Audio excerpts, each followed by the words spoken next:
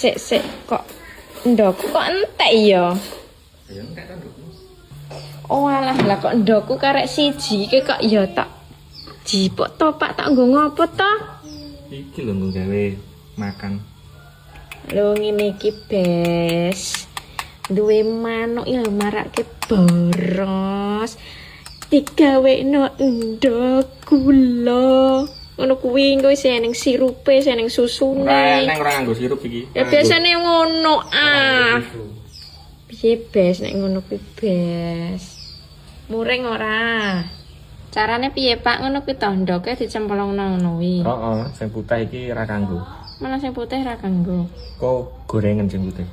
Wah, jenenge ndok iki enake putih yang kuningan kok putih yang. Enak ya, marake opo ngono lho. Ya mau enake ya lengkap putihan tok ya ora nikmat. Ya apa iki kok gemandul iki? Kaya gawe roti ae Pak kuningane tok.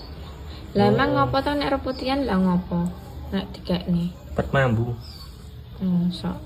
Nek kuningan ra mampu. Aduh. Bar kuningan ndok ngono itu kayak ya apa? Kayak gula. Pirangi sendok. Kang sendok. Ya Allah, ngerti ra bes iki gulane ora gula biasa iki lho guys.